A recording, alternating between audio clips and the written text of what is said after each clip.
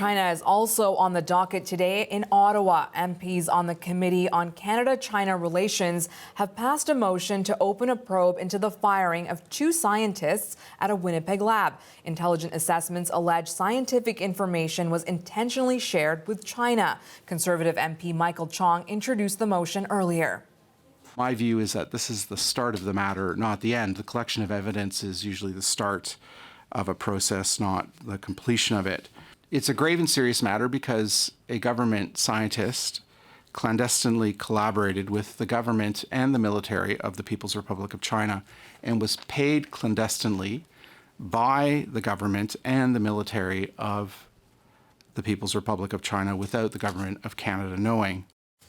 That's Michael Chong speaking at the House Committee on Canada-China Relations. It has now passed a motion to open a probe into the firing of 2 scientists at a Winnipeg disease lab. Intelligence assessments allege one of them intentionally shared scientific information with China and then lied about it. This is the second time Conservatives have tried to trigger a probe on this matter. The first was rejected by a different committee 3 weeks ago. CBC's Janice McGregor joining us now from Ottawa.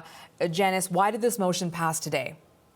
I think it was a question of getting this into the right forum, at least in the eyes of the New Democrats, who are now prepared to vote with the Conservatives in the Bloc to support this going ahead. Look, it was the Canada-China Committee that led the fight to get documents on this case, a multi-year fight, resulting about a month ago when we had that big dump of information that revealed so many concerning things about the real story behind what happened at the Winnipeg lab. And so after this pause, a wait of about 4 weeks that Michael Chong himself said was pretty unacceptable, we will now have a parliamentary probe into what those documents say. Michael Chong speaking today in favor of his motion, which did go through more or less unamended. There were a couple of tweaks, but the Liberal attempts to sort of make more substantive changes did not go down.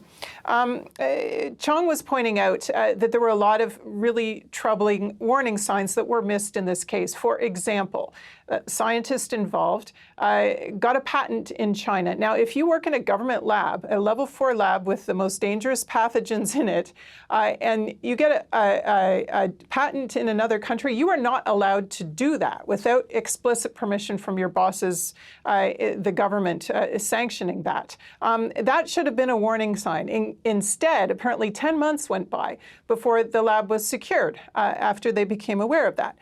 Michael Chong was also talking about another story. You can read it at CBCNews.ca from our colleague Karen Pauls about how Canada is getting a second level 4 lab. This one, not a government lab, will be at the University of Saskatchewan, part of the Centre for Pandemic Research, and wanting to sort of understand what happened in this case before we have another lab that could be vulnerable to this kind of foreign interference.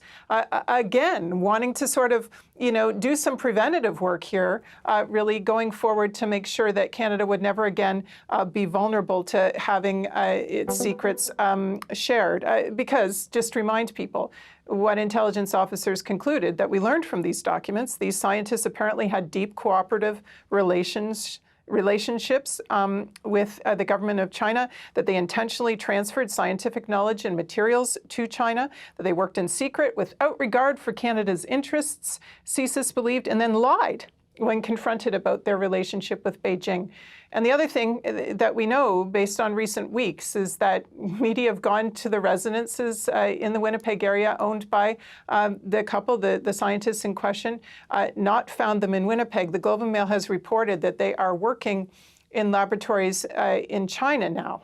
And of course, those laboratories are controlled by the state government.